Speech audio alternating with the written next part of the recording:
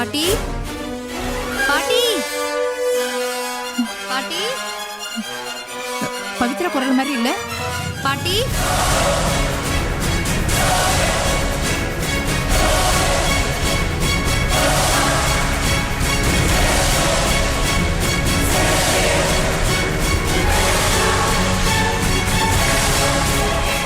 பாட்டி என்னடா பவி, என்னம்மா இங்கே நின்னுட்ட? உள்ள வாம்மா. இல்ல பாட்டி, நான் பழைய பவியா வரல. இனி வாசல் தாண்டி என்னால உள்ள வர முடியாது. அப்படி சொல்லாதம்மா. என்னைக்கு இருந்தாலும் நீ இந்த வீட்டு மருமகளா இந்த வீட்டுக்கு வர போறவ. அதுக்கெல்லாம் இனிமே வாய்ப்பே இல்ல பாட்டி. எல்லாமே முடிஞ்சு போச்சு.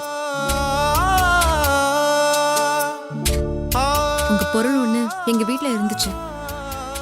அது உங்ககிட்ட ஒப்படைச்சிட்டு போலான்னு தான் வந்தேன். என்னம்மா சொல்ற?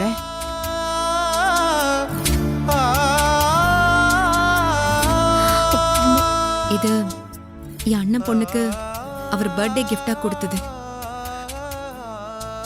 இந்த வீட்டுக்கும் எங்களுக்கும் எந்த உறவும் இல்லைன்னு ஆனதுக்கு அப்புறம் இந்த விலை உயர்ந்த பொருள் எங்களுக்கு தேவையில்லை பாட்டி.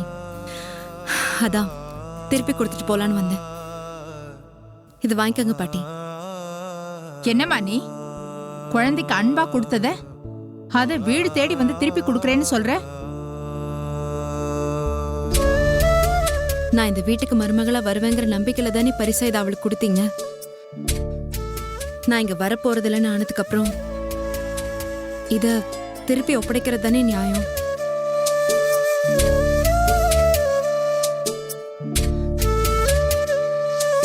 வாங்கிக்கோங்க பாட்டி. உன் குரலை கேட்டதும் உன் காலடி இந்த வீட்டுல பட போகுதுன்னு சந்தோஷப்பட்டு ஓடி வந்த.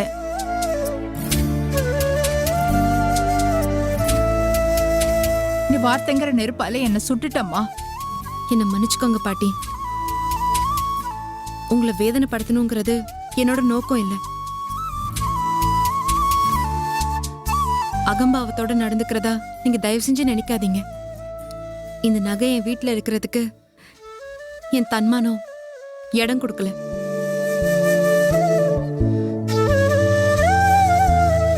அதனாலதான் திருப்பி கொடுக்க வந்தேன். கண்டிப்பா இதை வாங்கியே ஆகணும். இது நீங்க வாங்கிக்கோங்க பாட்டி. இல்லம்மா, நீ என்ன சொன்னாலும் குழந்தைக்கு கொடுத்ததை என்னால திருப்பி வாங்க முடியாது. நீங்க அப்படி சொல்லக்கூடாது பாட்டி. கண்டிப்பா நீங்க வாங்கியே ஆகணும். இந்தாங்க, என்ன மன்னிச்சிருங்க பாட்டி. ஏ பவி,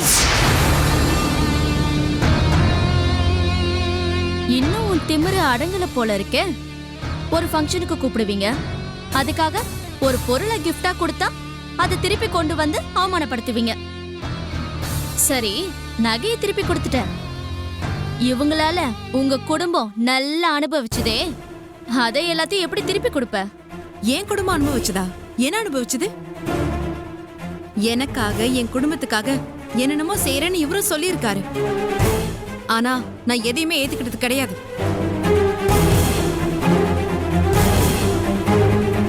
நான் வேலை பார்த்து சுயமா ஏன் சம்பாத்தியத்துலதான் இத்தனை காலமா வாழ்ந்துட்டு இருக்கேன்.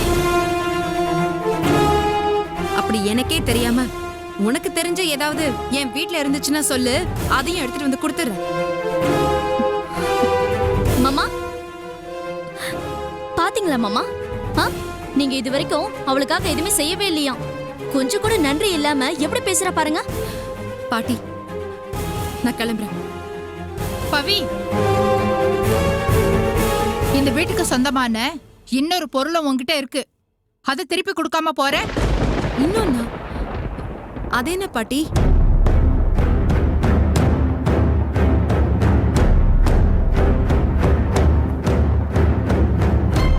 நீயும் என் பேரனை மனசாரதான விரும்பின.